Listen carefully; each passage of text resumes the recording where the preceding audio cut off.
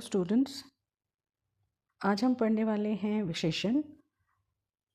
इससे पहले कि हम क्लास स्टार्ट करें, इससे पहले जितनी भी वीडियोस मैंने आपको भेजी हैं, आई होप आपने उनको देखा होगा, समझा होगा और अपने काम में, अपनी लैंग्वेज में उसका इस्तेमाल कर भी रहे होंगे। व्याकरण एक ऐसी चीज़ है कि जिसको जाने बगैर हम कोई भी भाषा ना तो अच्छी तरह से बोल सकते हैं, ना अच्छी तरह से लिख सकते हैं। और स्कूल लेवल के साथ में जब हम आगे कॉम्पिटिटिव लेवल पे जाते हैं तो भी जहाँ हिंदी का पेपर आता है वहाँ पर व्याकरण एक बहुत इम्पोर्टेंट, बहुत ही ज़रूरी चीज़ होती है जिसको पक्का करना बहुत ज़रूरी है। तभी आप कॉम्पिटिटिव लेवल्स को क्लियर कर पाते हैं। तो ये स्कूल से ही होना चाहिए कि हमें ग्रामर, चाहे वो कोई भी लैंग्वेज हो, कोई भी भाषा हो, उसको अच्छी तरह से सीखना है। तो आज शुरू करते हैं हम विशेषण। अब विशेषण क्या है? विशेषण ऐसे शब्द हैं जो संज्ञा या सर्वनाम की विशेषता बताते हैं। जैसे कि अगर कहा जाए नीला आकाश, ठीक है, तो आकाश जो है वो क्या बात है? वो है एक संज्ञा और उसके बारे में क्या कहा जा रहा है? वो है नीला। तो जिस शब्द की विशेषता बतलाता है कोई शब्द, वो शब्द विशेष्य कहलाता है। अब इसमें नीला अगर आप लें तो ये विशेषण है और आकाश जो है वो विशेष्य है। क्यों? क्योंकि विशेष्य के बारे में कुछ कहा जा रहा है। वो क्या कहा जा रहा है? एक विशेषण। तो नीला आकाश, नीला हुआ विशेषण और आकाश हुआ विशेष्य। उसी तरह छोटी पुस्तक, छोटी हुआ विशेषण और पुस्तक हुआ विशेष्य। विशेषण के भेद 5 होते हैं और ये भेद कुछ ऐसे हैं: गुणवाचक विशेषण, संख्यावाचक विशेषण, परिमाणवाचक विशेषण, संकेतवाचक विशेषण और व्यक्तिवाचक विशेषण। इसको हम सार्वनामिक विशेषण भी कभी कभी कह देते हैं। गुणवाचक विशेषण का मतलब है कि ऐसे शब्द जो किसी संज्ञा या सर्वनाम के गुण, दोष, रूप, रंग, आकार, स्वभाव या दशा को बताते हैं, उन्हें गुणवाचक विशेषण कहते हैं। जैसे पुरानी कमीज़, अब ये क्या गुण दिखा रहा है कमीज़ का कि ये कमीज़ पुरानी है, तो विशेषण हो गया क्या? पुराना। और कमीज़ जो है वो संज्ञा है, किसी चीज़ का नाम है, तो संज्ञा की विशेषता बता रहा है, उसका गुण बता रहा है, तो पुराना गुणवाचक विशेषण हुआ। जैसे काला कुत्ता, तो कुत्ता हुआ संज्ञा और उसकी विशेषता बताई जा रही है क्या? काला से। सो ये काला कुत्ता में काला जो है वो गुणवाचक विशेषण है। सेकंड है संख्यावाचक विशेषण। संख्यावाचक विशेषण से मतलब होता है कि जब ऐसे शब्द जो किसी संज्ञा या सर्वनाम की निश्चितता या उसकी अनिश्चितता की संख्या या गणना का बोध कराते हैं। जैसे कि हम अगर कहें 1, 2, 4, 5 गिनती जब हम बोलते हैं तो वो एक निश्चित संख्या है, ठीक है। लेकिन अगर हम कहते हैं कि कुछ लोग बैठे हैं, तो कुछ जो है वो तो पता नहीं कितने लोग, तो कुछ से मतलब है जिसमें हमें एक अनिश्चितता आ रही है, हमें पक्का पता नहीं कितने। तो ऐसे शब्द जो हैं वो संख्यावाचक विशेषण होते हैं, पर वो अनिश्चितता की संख्या का बोध करा रहे, मतलब पता नहीं है कितनी है। उसके बाद आता है परिमाणवाचक विशेषण। परिमाणवाचक विशेषण से मतलब है कि ऐसे शब्द जो किसी वस्तु या पदार्थ की मात्रा या तोल या माप का बोध कराते हो, उसे परिमाणवाचक विशेषण कहते हैं। जैसे कि अगर मैं कहूँ 1 किलो, 2 किलो, 1 लीटर, 5 लीटर, तो ये निश्चित परिमाण है। अगर मैं कहूँ अनिश्चित, जैसे थोड़ा, बहुत, कम, ज़्यादा, मात्रा की निश्चितता यहाँ नहीं है, इसलिए इसे हम कहेंगे अनिश्चित परिमाणवाचक विशेषण। उसके बाद है संकेतवाचक विशेषण। संकेतवाचक विशेषण वे विशेषण होते हैं जो कि संज्ञा की विशेषता प्रकट कर रहे हैं और उसके साथ हम उसके जो खास विशेषण का जो रूप है वो यूज़ कर रहे हैं वहाँ पर, खास चीज़।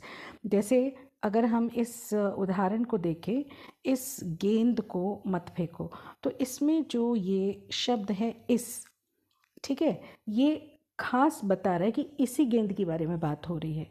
तो ऐसे जो शब्द हैं उन्हें संकेतवाचक विशेषण कहते हैं। जैसे उस पुस्तक मतलब कि जिस पुस्तक की बात हो रही है उसी पुस्तक के बारे में हम बात कर रहे हैं। उसी तरह से कोई सज्जन, तो ये कोई शब्द जो है वो क्या हो रहा है, पता नहीं कौन, पर एक संकेत है कि कोई सज्जन आए हैं, ठीक है। दैट मीन्स क्या मतलब हुआ इसका कि ऐसे शब्द जो सर्वनाम हैं। इससे पहले कि अगर आपने वीडियो देखी हो तो आपको पता चलेगा कि सर्वनाम शब्द संज्ञा की जगह आते हैं, ठीक है।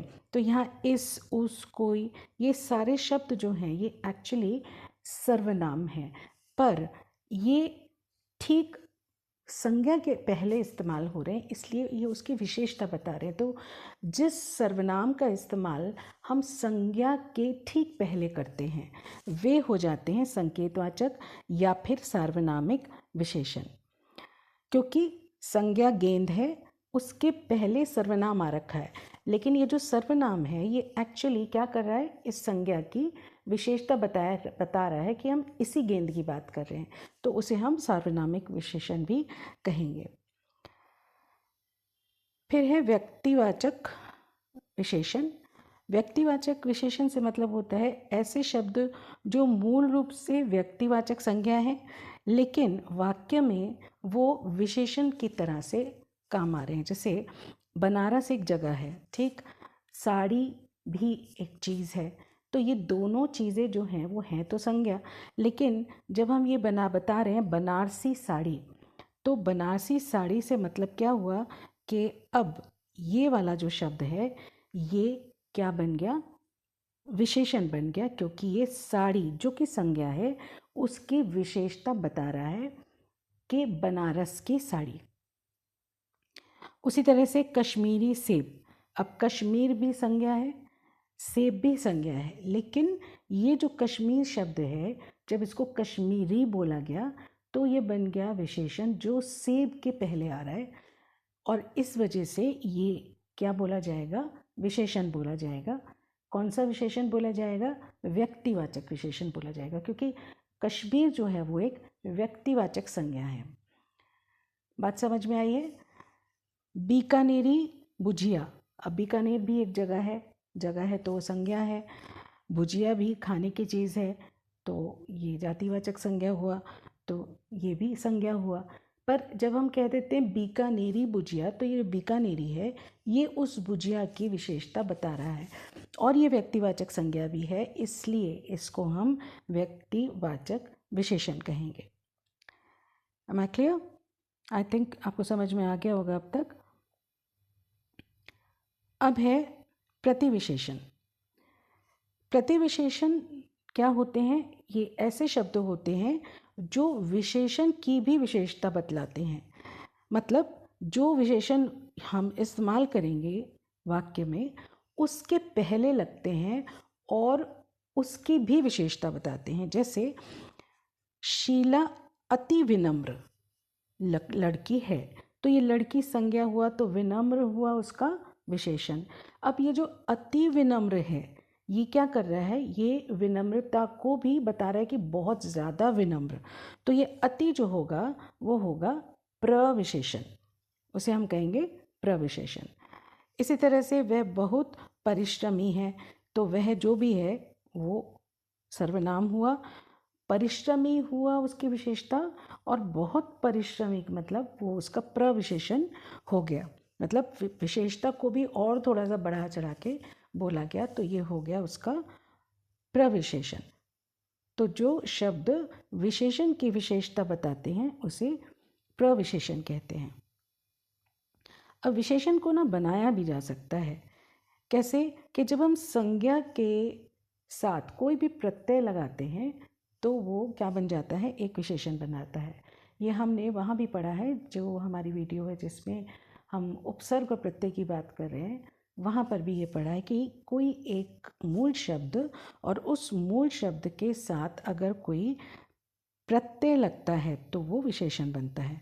उसे हम प्रत्यय भी कहते हैं। जैसे यहाँ पर देखिए, रंग और ईन। अब रंग क्या है? ये है संज्ञा। ईन क्या है? एक प्रत्यय है। जो शब्द बना वो बना रंगीन। तो रंगीन शब्द हुआ क्या? विशेषण। अगर मैं कहूँ रंगीन कमीज, तो क्या होगा? ये एक रंगीन शब्द जो है एज विशेषण काम कर रहा है। ठीक है। इसी तरह से राष्ट्र प्लस ईय, राष्ट्रीय। राष्ट्रीय ध्वज। अब ध्वज क्या है? संज्ञा। अगर उसके पहले हम राष्ट्रीय लगा देते हैं तो ये हो जाता है विशेषण।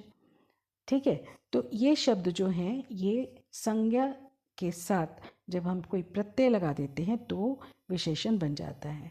उसी तरह से सर्वनाम से भी विशेषण बनते हैं। जैसे मैं हुआ, तुम हुआ, इसके आगे अगर एरा या हारा लगाया गया तो ये हो गया मैं प्लस एरा मेरा और तुम प्लस हारा तुम्हारा। क्रिया से भी विशेषण बनते हैं। जैसे कि वंदन जमा ईय, वंदनीय। लूट, ये जो शब्द है, मूल शब्द है, वो एक्चुअली क्या है? वो क्रिया है, मतलब एक्शन वर्ड है, जिससे काम हो रहा है ये पता लग रहा है। लूट प्लस एरा लुटेरा। झगड़ प्लस आलू झगड़ालू। तो ये भी एक विशेषण बन गया। अव्यय से विशेषण। अब अव्यय क्या था? वो था अविकार्य शब्द जो कभी बदलते नहीं हैं। जैसे बाहर जमा ई बाहरी, पीछे जमा ला पिछला। तो शब्दों को हम कुछ ना कुछ विकार देकर एक नए विशेषण में बदल सकते हैं। यहाँ पर ये बताया जा रहा है और इससे एक नए शब्दों का क्रम हमें पता लगता है कि कैसे एक मूल शब्द के बाद कोई भी प्रत्यय लगाएं तो एक नया विशेषण कैसे बनता है। आई होप आपको ये लेसन समझ में आया होगा। अगर आपको कुछ भी पूछना है तो आप मुझे कमेंट कर सकते हैं। Thank you so much.